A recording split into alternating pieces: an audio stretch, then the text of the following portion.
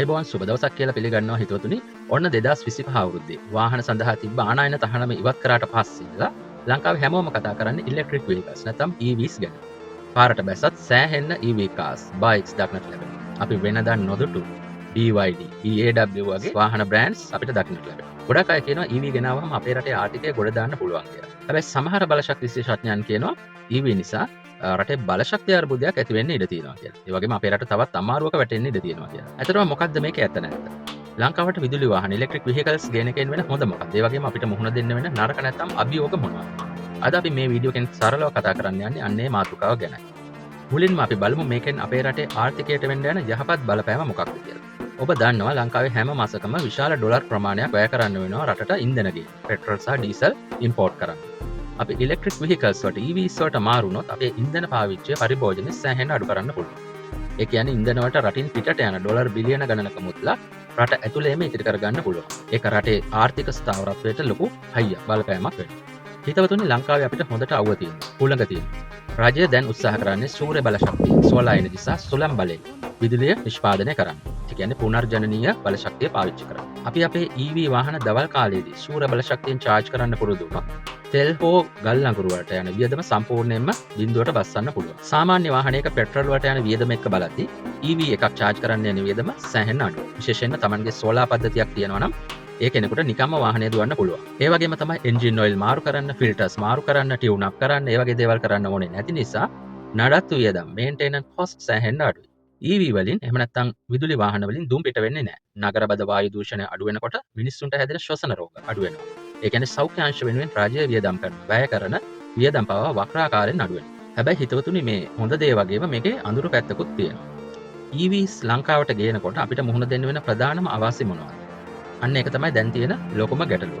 ලංකාවේ ගොඩක් අය වාහන charge කරන්නේ වැඩ ඇරලා ගෙදර ඇවිත් ඒ කියන්නේ රෑ 6ත් 10ත් අතර කාලයේ. මේ වෙලාව තමයි ලංකාවේ විදුලි ඉල්ලුම උපරිම වෙලාව. ඒ කියන්නේ peak hours. වාහන දහස් ගණනක් එකපාරට රෑ කාලයේදී charge කරන්න ගත්තාම විදුලි පද්ධතියට දරා ගන්න අමාරුයි. තවත් පුදුම හිතෙන කාරණයක් තියෙනවා. රෑට අපිට සෝලාර් බලශක්තිය නැහැනේ, සූර්යාලෝකය නැහැනේ. ඒ නිසා ඒට අමතර විදුලිය හදන්න රජයට සිද්ධ වෙන්නේ අධික ලෙස පරිසර දූෂණය කරන ගල් අඟුරු, ඒ වගේම ඩීසල් බලාගාර ක්‍රියාත්මක කරන්න. ඒකෙන් වෙන්නේ ඉලෙක්ට්‍රික් vehicles භාවිත කිරීමේ පරිසර හිතකාමී අරමුණ නැති වෙලා යනවා. ඒ වගේම කොළඹින් පිට දුර බැහැර පළාත් වලට යද්දී තවමත් අවශ්‍ය ප්‍රමාණයට fast charging stations ඒවා දකින්න ලැබෙන්නේ නැහැ. පාර මැදදී බැටරිය බැස්සොත් මොකද කරන්නේ කියන බය, අපි ඒකට කියනවා range anxiety කියලා. ඒක තාමත් මිනිසුන්ගේ හිතේ තියෙනවා. හිතවතුනි ඔබ දන්නවා සාමාන්‍ය රජයේ වැඩිම බදු ආදායමක් උපයන්නේ පෙට්‍රල් ඩීසල් වගේ වාහන ආනයන. සමහර වාහන වලට 200ක් 250ක් වගේ බදු ගන්නවා. ඒ වගේම ඉන්ධන මත පනවන බදු වලින්. හැබැයි EV වලට ගහන බදු මුදල සාපේක්ෂව අඩු නිසා හැමෝම EV වාහන වලට මාරු වුණොත් රජයේ භාණ්ඩාගාරයට ලැබෙන බදු ආදායම බිඳ වැටෙන්න පුළුවන්. ඒ වගේම EV එකක බැටරි එක අවුරුදු 8ක් 10ක් විතර පාවිච්චි කරද්දී කාර්යක්ෂමතාවයෙන් අඩු වෙනවා.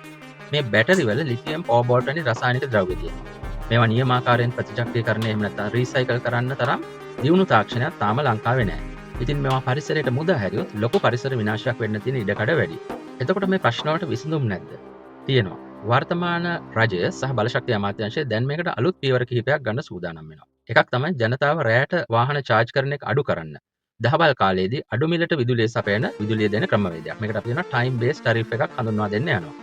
ඒ වගේම සුපිරි වෙළඳසල්, කාර්යාල, රෝහල් සහ ඉන්ධන පිරවුම්හල් වල දවල් කාලයේදී charge කරගන්න පුළුවන් ක්‍රමවේදයක් සකස් කරන්න සිද්ධ වෙනවා. බැටරි ප්‍රතිචක්‍රීකරණය සඳහා වගකීම වාහන ගෙන්වන සමාගම් වලටම පැවරෙන නීති.